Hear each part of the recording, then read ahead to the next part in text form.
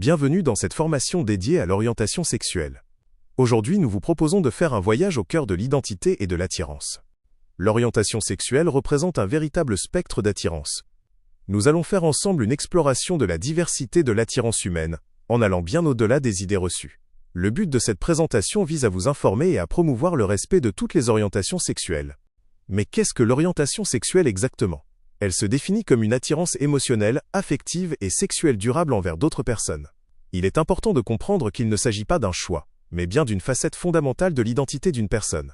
L'attirance émotionnelle et affective correspond au fait de se sentir lié ou lié à une personne sur un plan sentimental et romantique. L'attirance sexuelle, quant à elle, consiste à éprouver un désir sexuel pour une autre personne. Enfin, il est crucial de noter que l'orientation sexuelle est totalement indépendante du comportement sexuel. Une personne peut très bien ressentir une attirance sans jamais passer à l'acte.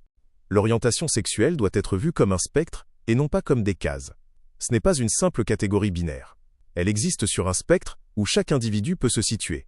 Voici d'ailleurs quelques-unes des orientations les plus courantes. L'hétérosexualité, c'est l'attirance pour les personnes du sexe ou du genre opposé. L'homosexualité, il s'agit de l'attirance pour les personnes du même sexe ou genre. Le terme gay est souvent utilisé pour les hommes, et lesbienne pour les femmes. La bisexualité, c'est l'attirance pour les personnes de plus d'un sexe ou genre. La pansexualité, c'est l'attirance pour des personnes, indépendamment de leur sexe ou de leur identité de genre. La sexualité, elle se caractérise par l'absence d'attirance sexuelle pour qui que ce soit. Attention, cela n'exclut pas pour autant l'attirance affective ou romantique.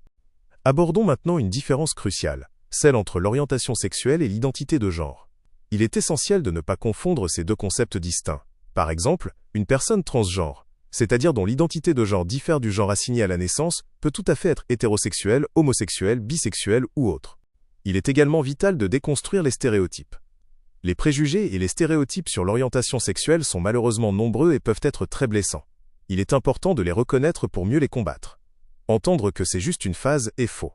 L'orientation sexuelle est une partie intégrante de l'identité d'une personne, bien qu'elle puisse effectivement être explorée et comprise avec le temps. Croire qu'on peut guérir l'homosexualité est un mythe. L'orientation sexuelle n'est pas une maladie.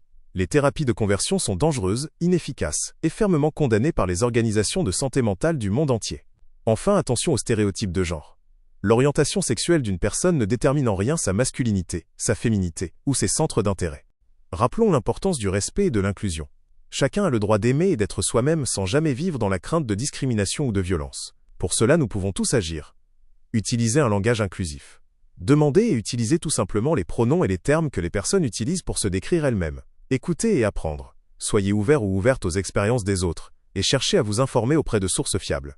Être un ou une alliée, soutenez activement les droits et le bien-être des personnes LGBTQ+, un acronyme qui désigne les personnes lesbiennes, gays, bisexuelles, transgenres, queers et autres.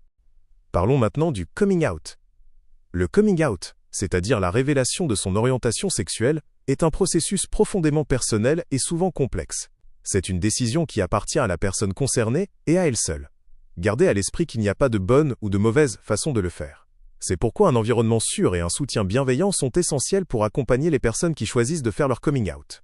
En conclusion, nous devons célébrer la diversité. La diversité des orientations sexuelles est une véritable richesse pour notre société. En la comprenant et en la respectant, nous contribuons à créer un monde plus juste et plus inclusif pour toutes et tous. Rappelez-vous toujours que l'amour, sous toutes ses formes, mérite d'être célébré. Merci de votre attention et de votre écoute,